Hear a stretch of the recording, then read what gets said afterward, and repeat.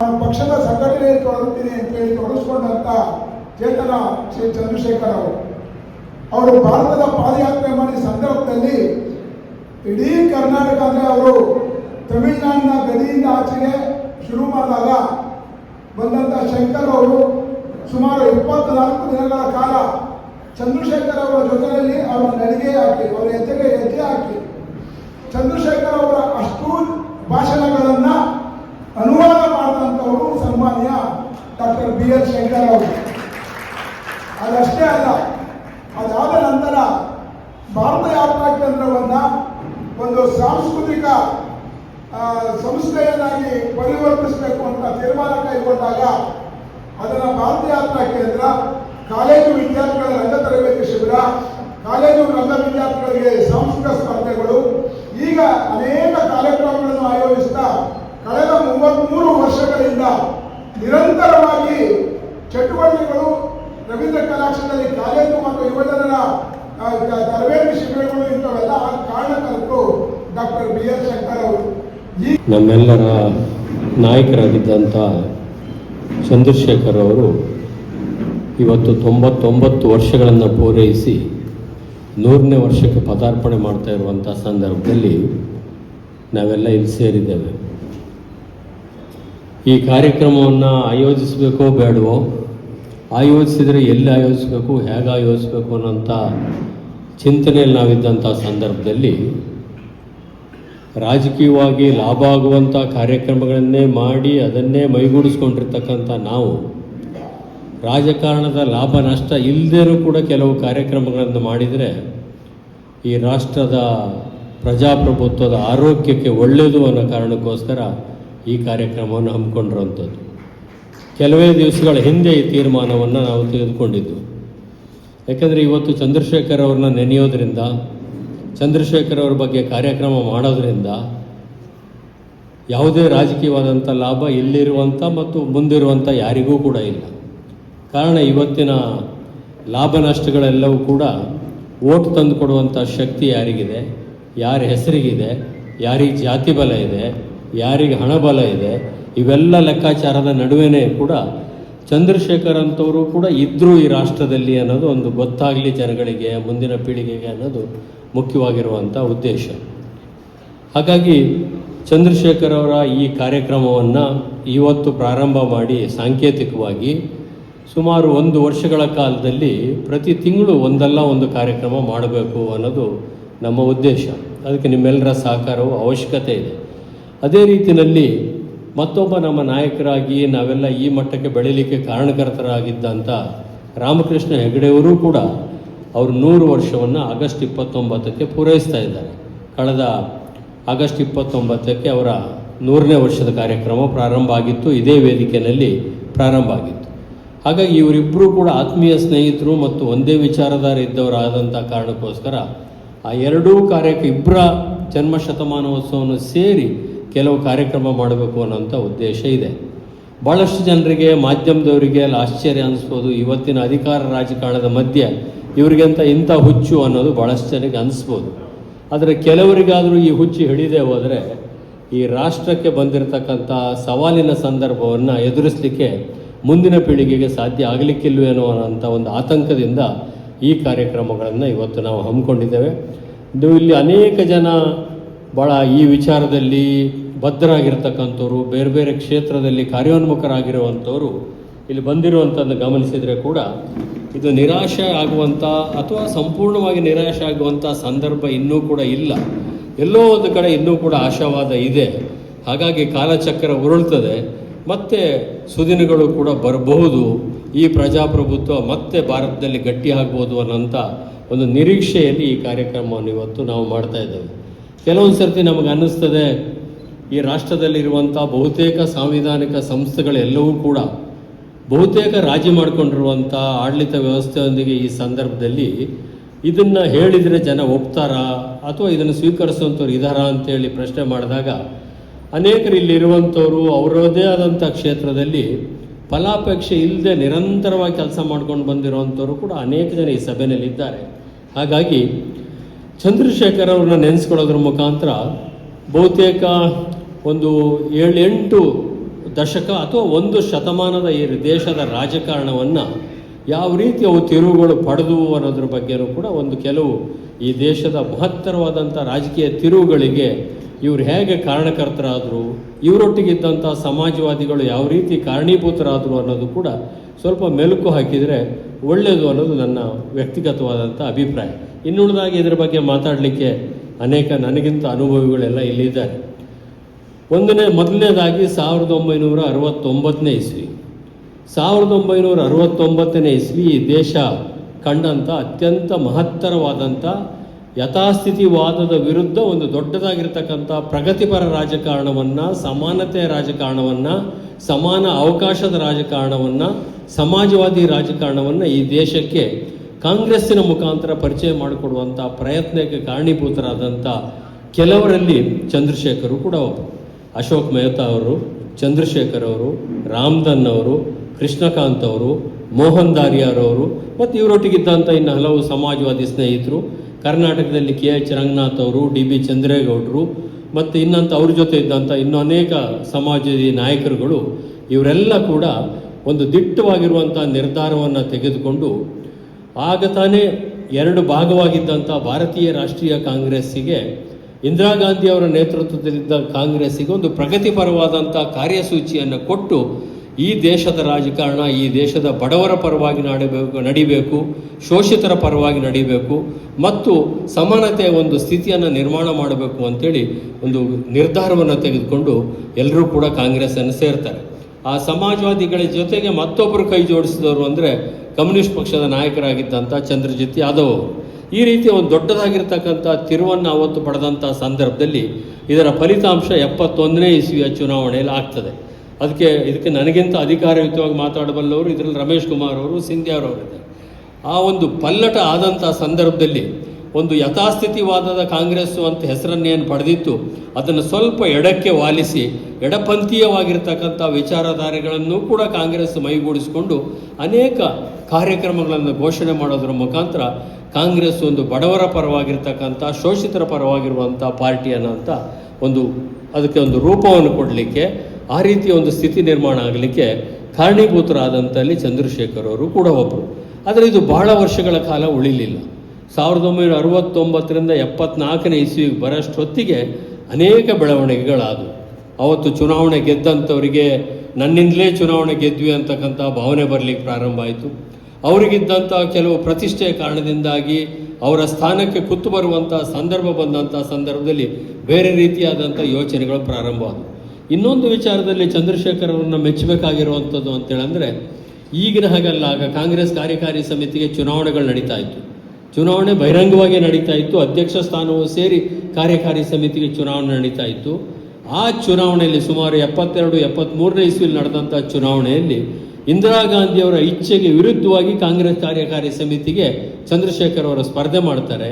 ಸ್ಪರ್ಧೆ ಮಾಡೋದು ಅಷ್ಟೇ ಅಲ್ಲ, ಎಲ್ರಿಗಿಂತ ಹೆಚ್ಚು ಓಟನ್ನು ತೆಗೆದುಕೊಂಡು ಕಾರ್ಯಕಾರಿ ಸಮಿತಿಗೆ ಆಯ್ಕೆ ಆಗ್ತಾರೆ ಚಂದ್ರಶೇಖರ್ ಅವರು ಕೂಡ.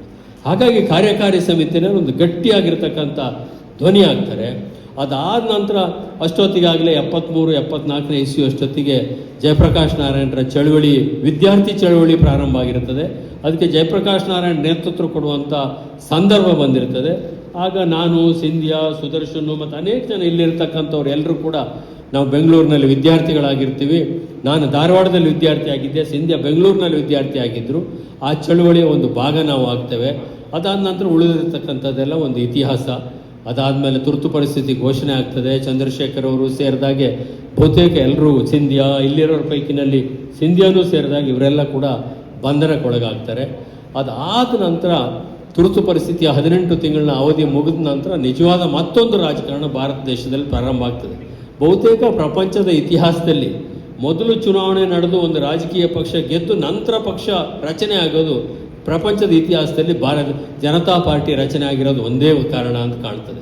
ಯಾಕಂದರೆ ಬೇರೆ ಬೇರೆ ಪಕ್ಷಗಳಲ್ಲಿ ಇದ್ದಂಥವರೆಲ್ಲ ಸೇರಿ ಒಂದೇ ಚುನಾವಣೆ, ಅವತ್ತಿನ ಲೋಕದಳದ ಚಿಹ್ನೆಯಲ್ಲಿ ನೇಗಿಲು ಹೊತ್ತ ರೈತನ ಚಕ್ರದೊಳಗೆ ನೇಗಿಲು ಹೊತ್ತ ರೈತನ ಚಿಹ್ನೆಯಲ್ಲಿ ಎಲ್ಲರೂ ಕೂಡ ಗೆದ್ದು, ಅದಾದ ನಂತರ ಎಲ್ಲರೂ ಕೂಡ ರಾಜ್ಘಾಟ್ನಲ್ಲಿ ಹೋಗಿ ಆಚಾರ್ಯ ಕೃಪಲಾನಿ ಮತ್ತು JP ಅವರ ಸಮ್ಮುಖದಲ್ಲಿ ಜನತಾ ಪಕ್ಷವನ್ನು ಸಂಸ್ಥಾಪನೆ ಮಾಡ್ತಾರೆ. ಈ ದೇಶದ ದುರಾದೃಷ್ಟನೋ ಅಥವಾ ಈ ದೇಶ ಇವೆಲ್ಲವನ್ನು ಕೂಡ ಅನುಭವಿಸಲೇಬೇಕು ಅಂತ ಇದೆಯೋ ಗೊತ್ತಿಲ್ಲ. ಅದು ಕೂಡ ಬಹಳ ವರ್ಷ ಆ ಪ್ರಯೋಗ ಉಳಿಯೋದಿಲ್ಲ, 3 ವರ್ಷಕ್ಕೆ ಆ ಪ್ರಯೋಗ ಮುಗಿದು ಹೋಗ್ತದೆ. 80ರಲ್ಲಿ ಮತ್ತೆ ಒಟ್ಟಾಗಿದ್ದ ಪಕ್ಷಗಳೆಲ್ಲ ವಿಘಟನೆ ಆಗಿ ಹೋಗ್ತವೆ. ಅದಾದ ನಂತರ ಬೇಕಾದಷ್ಟು ರಾಜಕೀಯ ಬೆಳವಣಿಗೆಗಳೆಲ್ಲ ಈ ದೇಶದ ಇತಿಹಾಸದಲ್ಲಿ ನಡೆದು ಹೋಗಿದ್ದಾವೆ. ಹಾಗಾಗಿ ಅದನ್ನ ಮೆಲುಕು ಹಾಕಲಿಕ್ಕೆ ಬೇರೆಯವರು ಕೂಡ ಇರ್ತಾರೆ. ನಾನು ಪ್ರಾಸ್ತಾವಿಕಕ್ಕೆ ಒಂದೆರಡು ಕರ್ನಾಟಕಕ್ಕೆ ಸಂಬಂಧಪಟ್ಟ ಹಾಗೆ ಚಂದ್ರಶೇಖರ್ ಅವರಿಗೂ ನಮಗೂ ಬಹಳ ಒಡನಾಟ ಚೆನ್ನಾಗಿದ್ದರಿಂದ, ಅವರನ್ನು ಬಹುತೇಕ ನಾವು ಹೇಳ್ಬೇಕಾದ್ರೆ ಅವರು ಸಂಪೂರ್ಣವಾಗಿ ನಮ್ಮನ್ನು ನಂಬಿದ್ರಿಂದ ಅಥವಾ ನಮ್ಮ ಕಾರ್ಯಶೈಲಿ ಅವರಿಗೆ ಇಷ್ಟ ಆಗಿದ್ದರಿಂದ ಸಿಂಧ್ಯಾ ಇರ್ಬೋದು, ನಾವಿರ್ಬೋದು, ಅವತ್ತು ಭಾರತ ಯಾತ್ರೆಯಲ್ಲಿ ಭಾಗವಹಿಸಿದಂಥ ಅನೇಕ ಜನರನ್ನು ಅವರು ಭಾಳ ಆತ್ಮೀಯವಾಗಿ ಮನೆಯ ಮಗನಂಥ ರೀತಿಯಲ್ಲಿ ಕಾಣುವಂಥ ಒಂದು ಸ್ಥಿತಿ ಇತ್ತು. ಎಷ್ಟರ ಮಟ್ಟಿಗೆ ನಂಬ್ತಾ ಇದ್ರು ಅಂತೇಳಂದರೆ, ನಾವು ಹೇಳಿದವರಿಗೆಲ್ಲ ಅಸೆಂಬ್ಲಿ ಟಿಕೆಟ್ ಕೊಡುವಂಥ, ಪಾರ್ಲಿಮೆಂಟ್ ಟಿಕೆಟ್ ಕೊಡುವಂಥ ಒಂದು ಸ್ಥಿತಿನೂ ಕೂಡ ಕರ್ನಾಟಕದಲ್ಲಿ ನಿರ್ಮಾಣ ಆಗಿತ್ತು. ಇದರ ಮಧ್ಯೆ ಒಂದು 2-3 ಕರ್ನಾಟಕಕ್ಕೂ ಚಂದ್ರಶೇಖರ್ ಅವರಿಗಿರುವ ಸಂಬಂಧದ ಬಗ್ಗೆ ಒಂದು 2-3 ವಿಚಾರಗಳನ್ನ ನಿಮ್ಗೆ ಅನೇಕರಿಗೆ ಗೊತ್ತಿರ್ಬೋದು, ಗೊತ್ತಿಲ್ಲದೆ ಇದ್ದವರಿಗೆ ಮಾಹಿತಿಗೋಸ್ಕರ ನಾನು ಹೇಳ್ತಾ ಇದ್ದೆ. ಮೊದಲನೇದು 1978ನೇ ಇಸ್ವಿ. 1978ನೇ ಇಸ್ವಿನಲ್ಲಿ ರಾಜ್ಯಸಭೆಗೆ ಒಂದು ಸೀಟಿಗೆ ಚುನಾವಣೆ ಆಗಬೇಕಾಗಿರ್ತದೆ ಕರ್ನಾಟಕದಿಂದ. ಅಸೆಂಬ್ಲಿ ಚುನಾವಣೆ ಮುಗ್ದಿರ್ತದೆ, ಜನತಾ ಪಾರ್ಟಿ ಸೋತಿರ್ತದೆ, ದೇವರಾಜ ಅರಸರು ಮತ್ತೆ ಗೆದ್ದಿರ್ತಾರೆ. ಒಂದು ಸೀಟನ್ನು ಅಸೆಂಬ್ಲಿಯಿಂದ ಪಾರ್ಲಿಮೆಂಟಿಗೆ ರಾಜ್ಯಸಭೆಗೆ ಕಳಿಸ್ಬೇಕು. ಅದರಲ್ಲಿ ಮೊರಾರ್ಜಿ ಭಾಯ್ ದೇಸಾಯಿ ಅವರು ಪ್ರಧಾನಮಂತ್ರಿ ಆಗಿರ್ತಾರೆ. ಅವರ ಆಯ್ಕೆ ವೀರೇಂದ್ರ ಪಾಟೀಲ್ ಹಿರಿಯ ನಾಯಕರು, ಅವರೇ ರಾಜ್ಯಸಭೆಗೆ ಹೋಗಬೇಕು ಅಂತೇಳಿ. ಚಂದ್ರಶೇಖರ್ ಜನತಾ ಪಕ್ಷದ ಅಧ್ಯಕ್ಷರು. ಆದರೆ ಚಂದ್ರಶೇಖರ್ ಅವರಿಗೆ ಆಯ್ಕೆ ಸಮ್ಮತಿ ಆಗೋದಿಲ್ಲ. ಚಂದ್ರಶೇಖರ್ ಯಾವ ಕಾರಣಕ್ಕೂ ವೀರೇಂದ್ರ ಪಾಟೀಲ್ನ ಗಳಿಸ್ಲಿಕ್ಕೆ ಸಾಧ್ಯ ಇಲ್ಲ, ರಾಮಕೃಷ್ಣ ಹೆಗಡೆ ಅವ್ರನ್ನ ಕಳಿಸ್ಬೇಕು ರಾಜ್ಯಸಭೆಗೆ ಅನ್ನೋದು ಬರ್ತದೆ. ಆದರೆ ಅದು ದೊಡ್ಡ ವಾದ ಆಗಿ ಪಾರ್ಲಿಮೆಂಟ್ರಿ ಬೋರ್ಡಲ್ಲಿ ಎಲ್ಲ ಹೋದಂಥ ಸಂದರ್ಭದಲ್ಲಿ ಚಂದ್ರಶೇಖರ್ ಕೊನೆಯದಾಗಿ ಒಂದು ಕಾರಣ ಹೇಳ್ತಾರೆ. ತುರ್ತು ಪರಿಸ್ಥಿತಿ ಘೋಷಣೆ ಆದಂಥ ಸಂದರ್ಭದಲ್ಲಿ ಅದನ್ನು ಪ್ರತಿಭಟಿಸಿ ಜೈಲಿಗೆ ಹೋಗಿ ಜೈಲು ವಾಸವನ್ನು ಅನುಭವಿಸಿ ಹೊರಗೆ ಬಂದಿರತಕ್ಕಂಥ ರಾಮಕೃಷ್ಣ ಹೆಗಡೆ ನನ್ನ ಆಯ್ಕೆ. ಆ ಸಂದರ್ಭದಲ್ಲಿ ಯಾವುದೇ ನಿಲುವು ತೆಗೆದುಕೊಳ್ಳದೆ ತಟಸ್ಥ ಆಗಿರುವಂಥ ವೀರೇಂದ್ರ ಪಾಟೀಲರ ಪರವಾಗಿ ನಾನಿಲ್ಲ, ಹಾಗೆ ಪಕ್ಷದ ಪರವಾಗಿ ಅಧ್ಯಕ್ಷನಾಗಿ ನಾನು ರಾಮಕೃಷ್ಣ ಹೆಗಡೆ ಅವರಿಗೆ ಟಿಕೆಟ್ ಕೊಡ್ತೇನೆ ಅಂತೇಳಿ ರಾಮಕೃಷ್ಣ ಹೆಗಡೆ ಅವರಿಗೆ ಕೊಟ್ಟರು. ಅದಾದ ನಂತರ ಉಳಿದಿದ್ದ ಇತಿಹಾಸ. ಒಂದೇ ವರ್ಷಕ್ಕೆ ವೀರೇಂದ್ರ ಪಾಟೀಲ್ ಇಂದಿರಾ ಗಾಂಧಿ ಅವರ ಮೇಲೆ ಚುನಾವಣೆ ನಿಂತರು ನಮ್ಮ ಜಿಲ್ಲೆಯಲ್ಲಿ, ಚಿಕ್ಕಮಗಳೂರಿನಲ್ಲಿ. ಮತ್ತು ಒಂದೇ ವರ್ಷದಲ್ಲಿ ಕಾಂಗ್ರೆಸ್ಸಿಗೆ ಸೇರಿ 80ನೇ ಇಸ್ವಿಯಲ್ಲಿ ಮಂತ್ರಿನೂ ಆದರೂ ಅದೆಲ್ಲ ಇತಿಹಾಸದ ಒಂದು ಭಾಗ. ಅದು ಚಂದ್ರಶೇಖರ್ ಅವರು ಕರ್ನಾಟಕದ ರಾಜಕಾರಣದಲ್ಲಿ ನೇರವಾಗಿ ಹಸ್ತಕ್ಷೇಪ ಮಾಡಿ ಅಂತ ಆದರೂ ಕರೀರಿ ಅಥವಾ ಅಧಿಕಾರ ಚಲಾಯಿಸಿ ಅಂತ ಕರೀರಿ, ರಾಮಕೃಷ್ಣ ಹೆಗಡೆ ಅವರಿಗೆ ಮಾಡಿಕೊಟ್ಟ ಅವಕಾಶ. ಅಷ್ಟೇ ಅಲ್ಲದೆ ಜನತಾ ಪಾರ್ಟಿಯ ಅಖಿಲ ಭಾರತ ಪ್ರಧಾನ ಕಾರ್ಯದರ್ಶಿಯಾಗಿಯೂ ಕೂಡ ರಾಮಕೃಷ್ಣ ಹೆಗಡೆ ಅವರನ್ನು ನೇಮಿಸಿ ಅದರ ಆಡಳಿತದ ಜವಾಬ್ದಾರಿ ಅವರಿಗೆ ಕೊಟ್ಟಿದ್ರು. ಇನ್ನೊಂದು ಕೆಲವರಿಗೆ ಗೊತ್ತಿರತಕ್ಕಂಥ ವಿಚಾರ ಇದು 1983ನೇ ಇಸ್ವಿ. 1983ನೇ ಇಸ್ವಿ ಜನವರಿ 6ನೇ ತಾರೀಕು ಪಾದಯಾತ್ರೆ ಕನ್ಯಾಕುಮಾರಿಯಿಂದ ಪ್ರಾರಂಭ ಆಗಿತ್ತು. ಅದು ಸೇಲಂ ಹತ್ರ ಬರ್ತಾ ಇತ್ತು ಪಾದಯಾತ್ರೆ ತಮಿಳುನಾಡಿನಲ್ಲಿ. ಅಷ್ಟೊತ್ತಿಗೆ ಕರ್ನಾಟಕದಲ್ಲಿ ಚುನಾವಣೆ ಮುಗಿದು ಒಂದು ಅತಂತ್ರ ವಿಧಾನಸಭೆ ರಚನೆ ಆಗಿತ್ತು. ಜನತಾ ಪಾರ್ಟಿ ಮತ್ತು ಕಾಂತ್ರಿ ಅಂಗಕ್ಕೆ ಬಹುಮತ ಇತ್ತು. ಬಂಗಾರಪ್ಪನವ್ರು ಮುಖ್ಯಮಂತ್ರಿ ಆಗಬೇಕು, ದೇವೇಗೌಡರು ಆಗಬೇಕು ಅಥವಾ ಬೊಮ್ಮಾಯಿ ಆಗಬೇಕು ಅನ್ನೋದು ಅಷ್ಟೇ ಪ್ರಶ್ನೆ ಇತ್ತು. ಬೇರೆ ಹೆಸರು ಯಾವುದೂ ಕೂಡ ಅಲ್ಲಿ ಇರಲಿಲ್ಲ. ಆ ಸಂದರ್ಭದಲ್ಲಿ ನಾವು ಜನತಾ ಪಾರ್ಟಿಯ ರೇಸ್ ಕೋರ್ಸ್ ರಸ್ತೆಯಲ್ಲಿದ್ದಂಥ ಕಟ್ಟಡದಲ್ಲಿ ಶಾಸಕಾಂಗ ಪಕ್ಷದ ಸಭೆ ನಡೀತು. ಆ ಶಾಸಕಾಂಗ ಪಕ್ಷದ ಸಭೆಯಲ್ಲಿ ಒಮ್ಮತ ತೀರ್ಮಾನಕ್ಕೆ ಬರಲಿಕ್ಕೆ ಸಾಧ್ಯ ಆಗಲಿಲ್ಲ. ಯಾಕಂದರೆ ಬಂಗಾರಪ್ಪನವ್ರನ್ನ ಭಾಳ ಜನ ಒಪ್ಪಲಿಲ್ಲ, ದೇವೇಗೌಡರು ಬೊಮ್ಮಾಯಿಯವ್ರನ್ನ ಮತ್ತಾರೂ ಒಪ್ಪಲಿಲ್ಲ. ಅದು ಸಭೆ ಅಡ್ಜರ್ನ್ ಆಗಿ ಇನ್ನೇನು ಎಲ್ಲರೂ ಡಿಸ್ಪರ್ಸ್ ಆಗಿರಲಿಲ್ಲ. ಅಷ್ಟೊತ್ತಿಗೆ ಆ ಲ್ಯಾಂಡ್ಲೈನ್ ಮಾತ್ರ ಇತ್ತು. ಒಂದು ದೂರವಾಣಿ ಕರೆ ಬಂತು. ಅದೃಷ್ಟವಶಾತ್ ಆ ದೂರವಾಣಿ ಕರೆಯನ್ನು ನಾನೇ ಸ್ವೀಕಾರ ಮಾಡಿದರೆ ಆ ಕಡೆಯಿಂದ ಮಾತಾಡ್ತಾ ಇದ್ದವರು ಚಂದ್ರಶೇಖರ್ ಅವರು ಪಾದಯಾತ್ರೆಯಲ್ಲಿದ್ದರು ಸೇಲಮಲ್ಲಿ. ಏನಾಯಿತು ಅಂತ ಕೇಳಿದರು. ಹಿಂದಿನಲ್ಲಿ ಏನೇನಾಯಿತು, ನಾನು ಈ ಥರ ಆಯಿತು, ಯಾವುದೇ ತೀರ್ಮಾನ ಆಗಿಲ್ಲ, ಇದು ಮುಂದೋಗಿದೆ, ಸ್ವಲ್ಪ ಗೊಂದಲ ಜಾಸ್ತಿ ಆಗಿದೆ ಅನ್ನೋ ಮಾತನ್ನು ಕೇಳಿದರು. ದೇವೇಗೌಡ ಕಹಾಯ್ ಅಂತ ಕೇಳಿದರು. ದೇವೇಗೌಡರು ಎಲ್ಲಿದ್ದಾರೆ ಅಂತ ಕೇಳಿದರು. ಇಲ್ಲಿ ಆ ಕಡೆ ರೂಮ್ನಲ್ಲಿದ್ದಾರೆ, ಕರಿ ಅವ್ರನ್ನ 1 ನಿಮಿಷ ಅಂತ ಹೇಳಿದರು. ದೇವೇಗೌಡರನ್ನ ಕರೆದೆ. ನಾನು ಚಂದ್ರಶೇಖರ್ ಮಾತಾಡಬೇಕಂತೆ ಫೋನ್ ಕೊಟ್ಟೆ. ಮಾತಾಡಿದರು ದೇವೇಗೌಡರು. ಮಾತಾಡಿದ ತಕ್ಷಣ ಬಹುತೇಕ 2 ನಿಮಿಷಕ್ಕಿಂತ ಹೆಚ್ಚು ಮಾತಾಡಿಲ್ಲ. ಆ ಕಡೆಯಿಂದ ಬಂದ ಆದೇಶ ದೇವೇಗೌಡರು ನನಗೆ ಹೇಳಿದ್ದು, ಚಂದ್ರಶೇಖರ್ ಅವರು ದೇವೇಗೌಡರೇ ನೀವು ನಾಳೆ ರಾಮಕೃಷ್ಣ ಹೆಗಡೆ ಅವ್ರನ್ನ ಮುಖ್ಯಮಂತ್ರಿ ಸ್ಥಾನಕ್ಕೆ ಪ್ರಪೋಸ್ ಮಾಡಬೇಕು. ನೀವು ರಾಮಕೃಷ್ಣ ಹೆಗಡೆ ಕರ್ನಾಟಕದ ಮುಖ್ಯಮಂತ್ರಿ ಆಗಬೇಕು. ನಿಮಗೂ ಬೇಡ, ಬೊಮ್ಮಾಯಿಗೂ ಬೇಡ, ಬಂಗಾರಪ್ಪನಿಗೂ ಬೇಡ, ಹೆಗಡೆ ಅವ್ರನ್ನ ಮುಖ್ಯಮಂತ್ರಿ ಮಾಡಿ. ಸರಿ ತಪ್ಪು ನಿಮ್ಮ ವಿಶ್ಲೇಷಣೆ ಬಿಟ್ಟಿದ್ದು. ಆದರೆ ಆ ಕಡೆಯಿಂದ ಬಂದು ಫೋನ್ ಇಟ್ಟು ಕೂಡಲೇ ದೇವೇಗೌಡರು ಉಳಿದಂಥ ಇವರೆಲ್ಲ ಸಿಂಧ್ಯಾ ಅವರು ಶಾಸಕರಾಗಿದ್ದರು ಅಂತ ಹಾಗೆ ಜೀವರಾಜ್ ಆಳ್ವನೂ ಶಾಸಕರಾಗಿದ್ದರು. ಇವರೆಲ್ಲ ಇವ್ರನ್ನೆಲ್ಲ ಸಭೆ ಸೇರಿಸಿ ಏನು ಮಾಡೋದು ಈ ಥರ ಹೇಳಿದ್ದಾರೆ ಅಂಥೇಳಿ ನಾವು ಅಲ್ಲಿಂದ ಕೆಲವರು ಹೆಗಡೆ ಅವ್ರ ಮನೆಗೆ ಹೋದ್ವಿ. ಕೃತಿಕಾ 229 ಕೃತಿಕಾ ಸಿ ವಿ ರಾಮನ್ ರಸ್ತೆ. ಆಗ ಹೆಗಡೆಯವರೇನು ತಯಾರಿ ಆಗಿಲ್ಲ, ಮುಖ್ಯಮಂತ್ರಿ ಆಗ್ತಾನೆ ಅಂತ ಪರಿಕಲ್ಪನೆಯೇ ಅವರಿಗಿರಲಿಲ್ಲ. ಅವರು ಚುನಾವಣೆಗೂ ಸ್ಪರ್ಧೆ ಮಾಡಿರಲಿಲ್ಲ, ಚುನಾವಣೆ ಸಂಘಟನೆಯಲ್ಲಿ ಅವರಿದ್ದರು. ಈ ಥರ ಚಂದ್ರಶೇಖರ್ ಅವರ ಆದೇಶ ಆಗಿದೆ, ನೀವು ಆಗಬೇಕು ಅಂತೇಳಿ ಹೇಳಿದರು. ಅವರು ಅದಕ್ಕೆ ಇಲ್ಲ, ಇದು ಭಾಳ ಗೊಂದಲ ಆಗ್ಬೋದು, ಕೇಳಿ ಬಂಗಾರಪ್ಪನವ್ರ ಅಭಿಪ್ರಾಯ ಮುಖ್ಯ ಆಗ್ತದೆ, ಇಲ್ಲದವರ ಸರ್ಕಾರ ರಚನೆ ಮಾಡೋದು ಕಷ್ಟ ಆಗ್ತದೆ. ಅದಕ್ಕೆ ಅದಾದ ನಂತರ ಮಾನ್ಯ ದೇವೇಗೌಡರು ಕಬ್ಬನ್ ಪಾರ್ಕ್ನಲ್ಲಿ ಒಂದು ಮರದ ಕೆಳಗೆ ಒಕ್ಕಲಿಗ ಸಮುದಾಯದ ಶಾಸಕರದ್ದು ಒಂದು ಸಭೆ ಕರೆದ್ರು, ರಾತ್ರಿನೇ ಅವತ್ತು. ಅಲ್ಲಿದ್ದಂಥವ್ರು ಬಹುತೇಕ ಜನ ಇಲ್ಲ ನೀವೇ ಮುಖ್ಯಮಂತ್ರಿ ಆಗಬೇಕು, ಸಹಜ, ಇಲ್ಲ ಅದಾಗೋದಿಲ್ಲ, ಹೆಗಡೆಯವ್ರನ್ನೇ ಮಾಡಬೇಕಾಗ್ತದೆ, ನೀವೆಲ್ಲ ಬೆಂಬಲ ಕೊಡಬೇಕಾಗ್ತದೆ. ಮತ್ತು ಹೋದ್ವಿ, ಬಂಗಾರಪ್ಪನವ್ರ ಮನೆಗೆ ಹೋದ್ವಿ. ಉಳಿದಿದ್ದೆಲ್ಲ ಇತಿಹಾಸ. ಅಲ್ಲಿ ದೇವೇಗೌಡರದ್ದು, ಬೊಮ್ಮಾಯಿಯವ್ರದ್ದು, ಶರ್ಟರ್ದು ಮತ್ತೊಂದಾಗಿ ಇದೆಲ್ಲ ಆಗಿ, ಅವ್ರ ಕ್ರಾಂತಿರಂಗ ಬೇರೆ ಆಗಿ, ಜೆ.ಎಚ್. ಪಟೇಲ್ರು, ನಜೀರ್ ಸಾಬ್ರು, ಆಮೇಲೆ ಚಂದ್ರೇಗೌಡರು ಎಲ್ಲ ಈ ಜನತಾ ಪಾರ್ಟಿ ಕಡೆಗೆ ಬಂದು BJPಯ ಬೆಂಬಲದೊಟ್ಟಿಗೆ ಅವತ್ತು ಸರ್ಕಾರ ರಚನೆ ಆಯಿತು. ಇದು ಎರಡನೇ ಬಾರಿ ಚಂದ್ರಶೇಖರ್ ಅವರು ಕರ್ನಾಟಕದ ರಾಜಕಾರಣದಲ್ಲಿ ಒಂದು ನಿರ್ಣಾಯಕ ಪಾತ್ರ ವಹಿಸಿದಂಥ ಸಂದರ್ಭ ಇದು ಎರಡನೇ ಸಂದರ್ಭ ಅವರು ಇದನ್ನು ತೆಗೆದುಕೊಳ್ಳುವಂಥ ಸಂದರ್ಭದಲ್ಲಿ. ಮೂರನೇದು ಇನ್ನೊಂದು ಅವ್ರಿಗೆ ವೈಯಕ್ತಿಕವಾಗಿ ಸಂಬಂಧಪಟ್ಟಂಥ ವಿಚಾರ. ಪಾದಯಾತ್ರೆ ಕರ್ನಾಟಕ ಪ್ರವೇಶ ಮಾಡ್ತು. ಕರ್ನಾಟಕದಲ್ಲಿ ನಾವೆಲ್ಲ ಪಾದಯಾತ್ರೆ ಮಾಡ್ತಾ ಇದ್ವಿ. ಚಿತ್ರದುರ್ಗದಲ್ಲಿ ಇದ್ವಿ. ಪ್ರತಿ ಭಾನುವಾರ ಪಾದಯಾತ್ರೆ ಇರ್ತಾ ಇರಲಿಲ್ಲ, ಅವತ್ತು ವಿಶ್ರಾಂತಿ ಇರ್ತಾ ಇತ್ತು. ಸೋಮವಾರದಿಂದ ಶನಿವಾರದವರೆಗೆ ಪಾದಯಾತ್ರೆ, ಭಾನುವಾರ ವಿಶ್ರಾಂತಿ. ಈಗಿದ್ದಾಗ ನಮ್ಮ ಹತ್ರ ಇರೋಂಥ ಸ್ಪೋರ್ಟ್ಸ್ ಶೂ ಅವು ಇವು ಏನೂ ಇರಲಿಲ್ಲ, ಬರೀ ಚಪ್ಪಲಿಗಳೇ. ಎಲ್ಲರೂ ಚಪ್ಪಲಿನಲ್ಲೇ ವಾಕ್ ಮಾಡಿದ್ದು, ಚಂದ್ರಶೇಖರಿಂದ ಎಲ್ಲರೂ ಕೂಡ. ನಾವು ಕನ್ಯಾಕುಮಾರಿಯಿಂದ ದೆಹಲಿ ತಲುಪಬೇಕಾದ್ರೆ ಒಬ್ಬೊಬ್ರು 3-4 ಜೊತೆ ಚಪ್ಪಲಿಗಳೆಲ್ಲ ಹೋಗಿದ್ದು, 4000 ಕಿಲೋಮೀಟ್ರ್, 6 ತಿಂಗಳು. ಆಗ ಚಿತ್ರದುರ್ಗದಲ್ಲಿ ಭಾನುವಾರ ಇತ್ತು. ಅವತ್ತು ಚಂದ್ರಶೇಖರ್ ಆಗ ಮಾಂಸಾಹಾರಿಯಾಗಿದ್ದರು ಅಲ್ಲಿವರೆಗೆ. ಅವತ್ತು ಮಧ್ಯಾಹ್ನ ಎಲ್ಲ ಐಬಿನಲ್ಲಿ, ಚಿತ್ರದುರ್ಗದ ಐಬಿನಲ್ಲಿ ಮಾಂಸಾಹಾರ ಅದು ಇದೆಲ್ಲ ತಯಾರಾಗಿತ್ತು. ಅವರೇ ಕಳಿಸಿ ತರಿಸಿದ್ರು. ಅತ್ತಂಬ ಇತ್ತಂಗಮ್ಮ ಅಂತ ಸುಧೀಂದ್ರ ಬದೋರಿಯ, ಇನ್ನೊಬ್ಳು ಶ್ಯಾಮಲಾ ಅಂತ ಒಬ್ಳು ಹೆಣ್ಮಗಳಿದ್ಲು ಪಾದಯಾತ್ರೆಯಲ್ಲಿ. ಆ ಶ್ಯಾಮಲಾಗೆ ಹೇಳಿ ಎಲ್ಲ ಅಡುಗೆ ಎಲ್ಲ ಮಾಡಿಸಿ ಎಲ್ಲ ಬಂದು ಟೇಬಲಲ್ಲಿ ರೆಡಿ ಆದ ನಂತರ ಊಟಕ್ಕೆ ಚಂದ್ರಶೇಖರ್ ಬಂದು ಕೂತ್ಕೊಂಡ್ರು. ನಾವೆಲ್ಲ ಕೂತಿದ್ವಿ. ಅಷ್ಟೊತ್ತಿಗೆ ಕೂತವ್ರೆ ಇದ್ದಕ್ಕಿದ್ದಾಗೆ ಒಂದು ಡಿಕ್ಲರೇಷನ್ ಮಾಡಿದ್ರು, ಇವತ್ತಿನಿಂದ ನಾನು ಮಾಂಸಾಹಾರ ಮುಟ್ಟೋದಿಲ್ಲ, ನಾನು ಜೀವನದಲ್ಲಿ ಸಸ್ಯಾಹಾರಿ ಅಂತ ಹೇಳಿದ್ರು. ರೆಡಿ ಆಗಿದ್ದನ್ನು ಕೂಡ ತಿನ್ನಲಿಲ್ಲ. ಆಗ ಉಳಿದವ್ರು ಯಾರು ತಿನ್ನಬೇಕು ತಿಂದರು.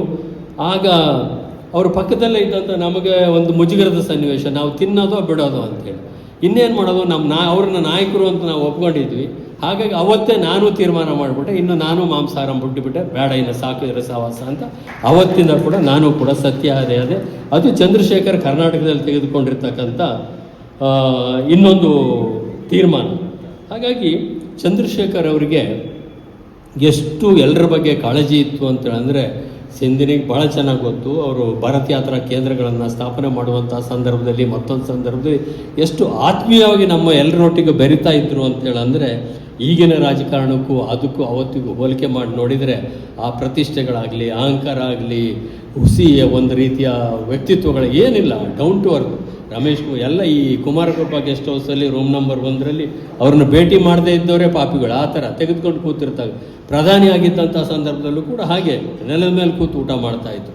ಇಷ್ಟೆಲ್ಲ ಮಾಡಿದಂಥ ಸಂದರ್ಭದಲ್ಲಿ ಸರಿಯೋ ತಪ್ಪೋ ಕೆಲವು ನಿರ್ಧಾರಗಳನ್ನ ತೆಗೆದುಕೊಂಡ್ರು. ದುರಾದೃಷ್ಟವಶಾತ್ ವಿ ಪಿ ಸಿಂಗ್ ಅವರಿಗೂ ಚಂದ್ರಶೇಖರ್ಗೂ ಭಿನ್ನಾಭಿಪ್ರಾಯ ಬಂತು. ವಿ ಪಿ ಸಿಂಗ್ ಸರ್ಕಾರ ಬಿದ್ದು ಚಂದ್ರಶೇಖರ್ ಒಂದು ಕಡಿಮೆ ಅವಧಿ ಒಂದು ಸರ್ಕಾರ ರಚನೆ ಮಾಡಿದರು. ಇದೆಲ್ಲ ಏನೇನಾಗಬೇಕು ಎಲ್ಲ ಅನಾಹುತಗಳೆಲ್ಲವೂ ಕೂಡ ಆಗೋದು. ಆದರೆ ಉದ್ದಕ್ಕೂ ನಾನು ಗಮನಿಸಿದ ಹಾಗೆ ಜನತಾ ಪಾರ್ಟಿ ಪ್ರಾರಂಭ ಆಗಿ ಇವತ್ತಿನವರೆಗೆ ಆ ಜನತಾ ಪರಿವಾರದಲ್ಲಿ ಇರೋಂಥವ್ರು ಎಲ್ಲ ಯಾವ್ಯಾವ ರಾಜಕೀಯ ಪಕ್ಷದಲ್ಲಿ ಹಂಚಿ ಹೋಗಿದ್ದಾರೆ ಅಂದರೆ, ಜನತಾ ಪಾರ್ಟಿ ಒಂದು ಮೊದಲನೇದಾಗಿ JP ಚಳವಳಿಯ ಮುಖಾಂತರ ಏನು ಪ್ರಾರಂಭ ಆಯ್ತಲ್ಲ, ಅದು ಒಂದು ರೀತಿಯಲ್ಲಿ ಇಡೀ ಭಾರತದ ರಾಜಕಾರಣಕ್ಕೆ ಒಂದು ಮಾದರಿಯಾಗಿರ್ತಕ್ಕಂಥ ನಾಯಕತ್ವದ ಸಹಸ್ರಾರು ಜನರನ್ನು ಕೊಟ್ಟಿರ್ತಕ್ಕಂಥ ಒಂದು ಹೋರಾಟ ಮತ್ತು ಅದೊಂದು ಸಂಘಟನೆ. ಹಾಗಾಗಿ ಇವತ್ತವರು ನಾವು ಕೆಲವರು ಕಾಂಗ್ರೆಸ್ನಲ್ಲಿ ಗುರುಸ್ಕೊಂಡಿದ್ದೀವಿ, ಕೆಲವರು BJPನಲ್ಲಿ ಗುರುಸ್ಕೊಂಡಿದ್ದಾರೆ, ಕೆಲವರು ಇನ್ನೂ ಜನತಾ ಪರಿವಾರದಲ್ಲೇ ಇದ್ದಾರೆ, ಇನ್ನು ಕೆಲವರು ಸಂಪೂರ್ಣ ಅತಂತ್ರರಾಗಿದ್ದಾರೆ. ಎಲ್ಲ ಸ್ಥಿತಿ ಇದ್ದರೂ ಕೂಡ, ಯಾರು ಎಲ್ಲೇ ಇದ್ದರೂ ಕೂಡ ಅವರ ಪ್ರಭಾವ ಬೀರುವಂಥ ಸ್ಥಿತಿನಲ್ಲಿ ಇವತ್ತು ಆ ಜನತಾ ಪರಿವಾರದಲ್ಲೇ ಟ್ರೈನಿಂಗ್ ಆಗಿ ಬಂದವರು ಪ್ರತಿಯೊಬ್ಬರು ಕೂಡ ಇದ್ದಾರೆ. ಹಾಗಾದರೆ ಚಂದ್ರಶೇಖರ್ ಉದ್ದಕ್ಕೂ ಸರಿಯಾಗಿರ್ತಕ್ಕಂಥ ರಾಜಕಾರಣವನ್ನೇ ಮಾಡಿದ್ರ, ಸರಿಯಾಗಿರ್ತಕ್ಕಂಥ ನಿಲುವುಗಳನ್ನೇ ತೆಗೆದುಕೊಂಡ ಅಂದರೆ ಇದು ಚರ್ಚೆಗೆ ಯೋಗ್ಯವಾಗಿರತಕ್ಕಂಥ ವಿಚಾರ. ಅನೇಕ ತಪ್ಪುಗಳು ಕೂಡ ಆಗಿರ್ಬೋದು. ಆದರೆ ನಾವೆಲ್ಲ ಅವರನ್ನು ಇಷ್ಟೊಂದು ಗೌರವಿಸಲಿಕ್ಕೆ ಕಾರಣ ಅಂತೇಳಿದ್ರೆ, ವ್ಯಕ್ತಿಗತವಾಗಿ ನಾನು ರಾಷ್ಟ್ರ ಮಟ್ಟದಲ್ಲಿ ಚಂದ್ರಶೇಖರು, ಕರ್ನಾಟಕದ ಮಟ್ಟದಲ್ಲಿ JH ಪಟೇಲ್, ಇವರಿಬ್ಬರಿಗಿದ್ದಷ್ಟು ಮಾನವೀಯ ಗುಣಗಳು, ಮಾನವೀಯ ಮನೋಭಾವನೆಗಳು, ಮಾನವೀಯ ಗುಣಲಕ್ಷಣಗಳು ಅಪರೂಪವಾಗಿ ಕೂಡ ಬೇರೆಯವ್ರ ಕೈಲಿ ಇಲ್ಲದೆ ಇರುವಂಥ ಅಷ್ಟು ಮಾನವೀಯತೆ ಇರುವಂಥವ್ರು, ಜಾತಿ ಮತ ಮತ್ತೊಂದು ಅಂತಸ್ತನ್ನ ಮೀರಿದಂಥ ವ್ಯಕ್ತಿತ್ವಗಳು ಇವೆರಡೂ ಕೂಡ. ಹಾಗಾಗಿ ಅವರಿಬ್ಬರು ನಮಗೆ ಆತ್ಮೀಯರಾಗ್ತಾ ಇದ್ರು. ಹಾಗಾಗಿ ಚಂದ್ರಶೇಖರ್ ಅವ್ರನ್ನ ಇವತ್ತು ನೆನೆಸ್ಕೊಳ್ಳೋದ್ರಿಂದ ಇಲ್ಲಿ ಬಹುತೇಕ ಸ್ಟೇಜ್ ಮೇಲೆ ಕೂತವರಿಗೆ ಲಾಭಕ್ಕಿಂತ ನಷ್ಟನೇ ಜಾಸ್ತಿ. ಇನ್ನೂ ಇವರು ಮರೆತಿಲ್ಲ ಹಳೆಯದನ್ನು ಅಂತ ಹೇಳುವಂಥವ್ರು ಭಾಳ ಜನ ಇದ್ದಾರೆ. ಈಗ ನಾವಿರುವಂಥ ಸಂಘಟನೆಯಲ್ಲಿ ಹುಚ್ಚಪ್ಪ ಎಲ್ಲ ನೋಟ್ ಮಾಡ್ಕೊಳ್ತಾ ಇರ್ತಾನೆ, ಆಯಿತಾ, ಇದೆಲ್ಲ ಯಾರ್ಯಾರು ಏನೇನು ಮಾತಾಡಿದ್ರು ಏನೇನು ಮಾಡಿದರು ಅಂತೇಳಿ. ಆದರೂ ಅದು ಏನೇ ಇರಲಿ, ಪರಿಣಾಮಗಳು ಏನೇ ಇರಲಿ, ಚಂದ್ರಶೇಖರ್ ಅವರು ಪಾದಯಾತ್ರೆ ಮುಗಿಸಿದ ನಂತರ ಭಾರತ್ ಯಾತ್ರಾ ಕೇಂದ್ರಗಳನ್ನು ಸ್ಥಾಪನೆ ಮಾಡಿದರು. ಇದರಲ್ಲಿ 2 ವಿಚಾರದಲ್ಲಿ ಚಂದ್ರಶೇಖರ್ ಅವರು ಎಷ್ಟು ಮಟ್ಟಿಗೆ ನಮ್ಮ ಹತ್ರ ಆತ್ಮೀಯರಾಗಿದ್ದರು ಅಂತೇಳಿದ್ರೆ 85ನೇ ಇಸ್ವಿನಲ್ಲಿ 80ರಿಂದ 83ರೊಟ್ಟಿಗೆ ಸಿಂಧಿಯಾ ಯುವ ಜನತಾದ ಅಧ್ಯಕ್ಷರು, ನಾನು ಅವರೊಟ್ಟಿಗೆ ಪ್ರಧಾನ ಕಾರ್ಯದರ್ಶಿ. 85ರಷ್ಟೊತ್ತಿಗೆ ನಾನು ಪ್ರಧಾನ ಕಾರ್ಯದರ್ಶಿ ಆಗಿದ್ದೆ, ಸಿಂಧಿಯಾ ಇವರೆಲ್ಲ ಮಂತ್ರಿಮಂಡಲದಲ್ಲಿದ್ದರು. ಆ ಸಂದರ್ಭದಲ್ಲಿ ದೆಹಲಿ ಪಾರ್ಲಿಮೆಂಟ್ರಿ ಬೋರ್ಡ್ನಲ್ಲಿ ತೀರ್ಮಾನ ಆಗಿರತಕ್ಕಂಥ ಸುಮಾರು 10ರಿಂದ 12 ಟಿಕೆಟ್ಗಳನ್ನು, MLA ಟಿಕೆಟ್ಗಳನ್ನ 85ರ ಚುನಾವಣೆಗೆ ಕರ್ನಾಟಕದಲ್ಲಿ ಬದಲಾಯಿಸಿದ್ರು. ಹೇಳೋದ್ರದ್ದು ಯಾರ್ಯಾರು ಅಂತೇಳಿ ಹೆಸರು ಹೇಳೋದಿಲ್ಲ, ಅದೆಲ್ಲ ಈಗ ಅವರೇ ಒಪ್ಪೋದಿಲ್ಲ. ನಮ್ಮಿಂದಾಗಿ ನೀವು MLA ಆದ್ರಿ ಅಂದರೆ ನಾವು ಒಪ್ಪೋದಿಲ್ಲ. ಆದರೆ ಇವತ್ತು ಭಾಳ ದೊಡ್ಡ ನಾಯಕರು ಅಂತ ಈಗಲೂ ಮಂತ್ರಿಗಳಾಗಿರೋರು, ಇನ್ನು ಕೆಲವರು ಮಾಜಿ ಮಂತ್ರಿಗಳಾಗಿರೋಂಥವ್ರು, ಇನ್ನು ಕೆಲವರು ರಾಜಕಾರಣದಲ್ಲಿ ಏನೇನೋ ಆದಂಥವ್ರು ಎಲ್ಲರೂ ಕೂಡ ಅವತ್ತಿನ MLA ಲಿಸ್ಟಲ್ಲಿ ಇರಲಿಲ್ಲ. ಸುಮಾರು 10 ಅವ್ರನ್ನ MLA ಲಿಸ್ಟಲ್ಲಿ ಸೇರಿಸಂತಾರೆ. ನಮ್ಮದು ಒಂದು ಪಾತ್ರ ಇದೆ, ಇರಲಿ ಬಿಡಿ, ಅವರ ಯೋಗನೋ ಇನ್ನೊಂದೋ ಏನೋ ಅಂತೂ ಆಯಿತು ಅಂತ ಅಷ್ಟರ ಮಟ್ಟಿನ ಒಂದು ಫ್ರೀಡಮನ್ನು ನಮಗೆ ಕೊಟ್ಟಿದ್ರು. ನಾವು ದೂರವಾಣಿ ಕರೆ ಮಾಡಿ ಅವ್ರ ಹತ್ರ ಮಾತಾಡಿದಾಗ ಈ ಥರ ಬದಲಾಯಿಸಲೇಬೇಕಾಗ್ತದೆ ಅಂತೇಳಿ ಹೇಳಿದಾಗ ಅವರು ಹೇಳಿದ್ದು ಒಂದೇ ಮಾತು, ರಾಮಕೃಷ್ಣ ಹೆಗಡೆ ಅವರು ದೇವೇಗೌಡ ಅಷ್ಟೇ ಪೂಚೋ ಅಂತ. ಅವ್ರು ಯಾರು ಮಾತಾಡ್ತಿರಲಿಲ್ಲ, ಅವರೇ ಹೆದರ್ತಾ ಇದ್ರು ಅವ್ರ ಹತ್ರ ಮಾತಾಡೋಕ್ಕೆ. ಏನಪ್ಪ ಅವ್ರನ್ನ ಹೆಂಗೆ ಪಾರ್ಲಿಮೆಂಟ್ರಲ್ ಬೋರ್ಡಲ್ಲಿ ತೀರ್ಮಾನ ಆಗಿದ್ದು ಹೇಗೆ ಪೂಚೋ, ಅದರ ವಿಕ್ಟಿಮಲ್ಲಿ ಇಲ್ಲಿ ಎದುರುಗಡೆನೇ ಒಬ್ಬರು ಕೂತಿದ್ದಾರೆ, ಸೀತಾರಾಮ್, TN ಸೀತಾರಾಮು ಕೂಡ ಒಬ್ಬರು. ಇವರದ್ದು ಕ್ಲಿಯರ್ ಆಗಿತ್ತು ಗೌರಿಬಿದನೂರು ಕ್ಷೇತ್ರ. ಅದನ್ನು ಬದಲಾಯಿಸಿ ಮುಖ್ಯಮಂತ್ರಿ ಚಂದ್ರನ ಹಾಕಿದವರು, ಆ ಅನಾಹುತ ಮಾಡಿದವರು ನಾವೇ. ಇಲ್ಲ ಸೀತಾರಾಮ್ದಾಗಿತ್ತು. ಸೀತಾರಾಮನ ಬದಲಾಯಿಸಿ ಮುಖ್ಯಮಂತ್ರಿ ಚಂದ್ರನ ಹಾಕಿದ್ದು ಅಲ್ಲಿಗೆ. ಲಕ್ಷ್ಮೀಪತಿಯವ್ರಿಗೆ ಇರಲಿಲ್ಲ, ಆಗ ಬಿಟ್ಬಿಟ್ಟಿದ್ರು. ಆಗ ಇವ್ರನ್ನ ತಂದು ಹಾಕಿದ್ರು, ಇವ್ರದ್ದು ಕ್ಲಿಯರ್ ಆಗಿತ್ತು. ಅದು ಇಂಥವು ತುಂಬ ಮಾಡಿದ್ವಿ. ಈಗ ಗುರುಪ್ರಸಾದ್ ನಮ್ಮೊಟ್ಟಿಗಿಲ್ಲ, ನೆಲಮಂಗಲದಲ್ಲಿ. ಅಲ್ಲಿ ಸತ್ಯನಾರಾಯಣ ಕ್ಲಿಯರ್ ಆಗಿತ್ತು, ಗುರುಪ್ರಸಾದನ ಮಾಡಿದ್ವಿ. ಭದ್ರಾವತಿನಲ್ಲಿ ಗುರುಪ್ರಸಾದಿಗೆ, ಅದಾದ ನಂತರ ಭದ್ರಾವತಿನಲ್ಲಿ ಮುಂಗೋಟಿ ಮುರುಗಪ್ಪನವ್ರಿಗಾಗಿತ್ತು, ಬದಲಾಯಿಸಿ ಸಾಲಾರ ಸಿದ್ದಪ್ಪನವ್ರಿಗೆ ಮಾಡಿದ್ವಿ. ಗುರುಪಾದ ಸ್ವಾಮಿಯವರು ಬಾಯಿಗೆ ಬಂದಂಗೆ ಬೈದರು ನನ್ನನ್ನು, ಅವ್ರ ಕ್ಯಾಂಡಿಡೇಟ್ ಅದು ಮುಂಗೋಟಿ ಮುರುಗಪ್ಪ. ಜಯಪ್ರಕಾಶ್ ಹೆಗಡೆ ಅವರು ಅಲ್ಲಿ, ಭಾಳ ಜನ ತುಂಬ, ರಾಯರೆಡ್ಡಿ ಎಲ್ಲ ಯಲಬುರ್ಗದಲ್ಲಿ, ಮಹಾದೇವಪ್ಪ ಸಂತೆಮಾರಹಳ್ಳಿನಲ್ಲಿ ಬೇಕಾದಷ್ಟು, ಅದು ಬಿಡಿ, ಅವೆಲ್ಲ ಬೇಡ. ಈ ಸಂದರ್ಭದಲ್ಲಿ ಇನ್ನೊಂದು ವಿಷಯನ ನಾನು ನಿಮ್ಮ ಹತ್ರ ಹೇಳಿ ನಾನು ಮಾತನ್ನು ಮುಗಿಸ್ತೇನೆ. ಪಾದಯಾತ್ರೆ ಕೇಂದ್ರಗಳು ಪ್ರಾರಂಭ ಆದ ನಂತರ ಕೇರಳದಲ್ಲಿ ಇದ್ವಿ ನಾವು. ಅಲ್ಲಿ ಅಗಳಿ ಅಲ್ವಾ, ಅಗಳಿ ಕೇರಳ, ಅಗಳಿ ಸೆಂಟ್ರಲ್ಲಿ ಪಾಲ್ಘಾಟ್ ಡಿಸ್ಟ್ರಿಕ್ಟ್ ಅಲ್ವಾ, ಪಾಲ್ಘಾಟ್ ಡಿಸ್ಟ್ರಿಕ್ಟಲ್ಲಿ ಅಗಳಿ ಅನ್ನೋದ್ರಲ್ಲಿ ಚಂದ್ರಶೇಖರ್ ಅವರ ಪಾದಯಾತ್ರೆ ಕೇಂದ್ರ ಈಗಲೂ ಇದೆ.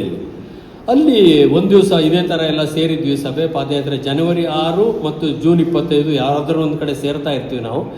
ಸೇರಿದಾಗ ಊಟ ಎಲ್ಲ ಆದ ನಂತರ ರಾತ್ರಿ ತುಂಬ ಹೊತ್ತು ಹರಟೆ ಹೊಡ್ಕೊಂಡು ಕೂತಿದ್ರು ಚಂದ್ರಶೇಖರ್.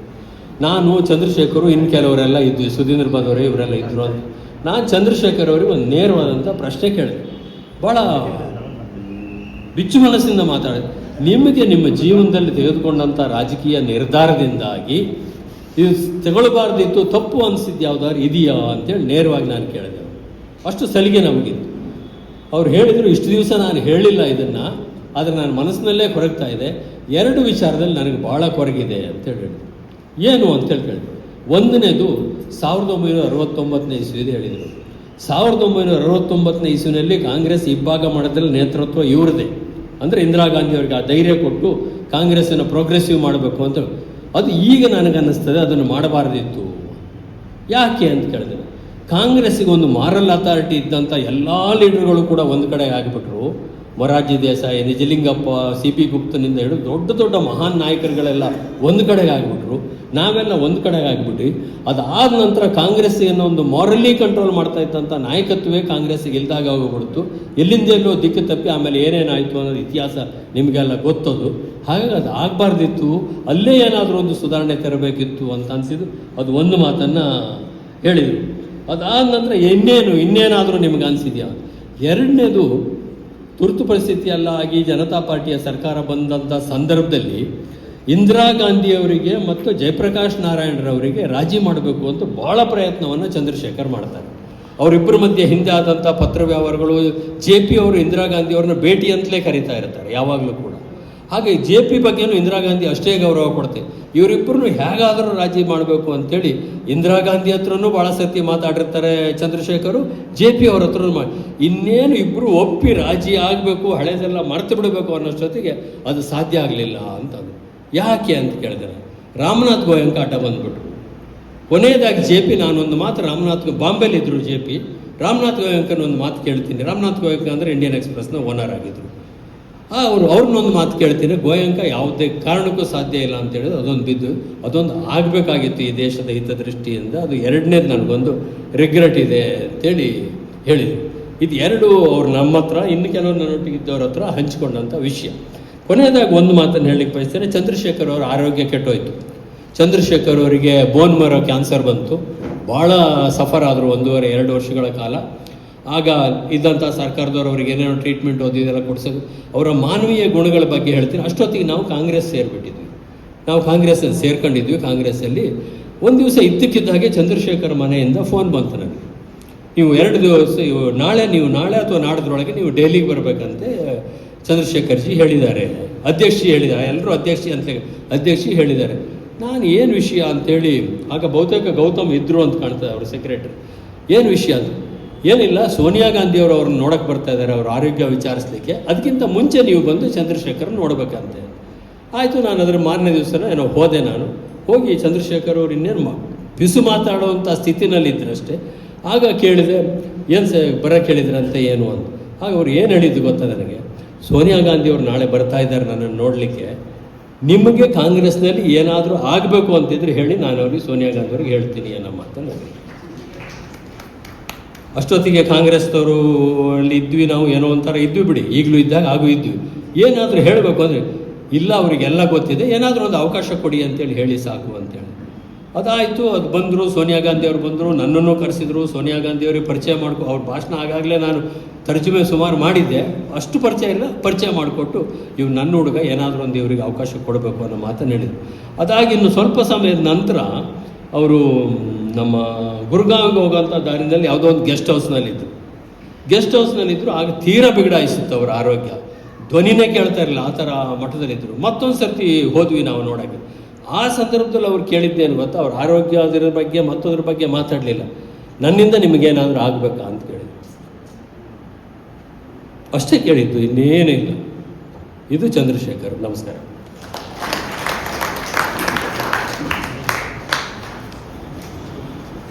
ಧನ್ಯವಾದಗಳು ಡಾಕ್ಟರ್ ಬಿ ಎಲ್ ಶಂಕರ್ ಅವ್ರಿಗೆ.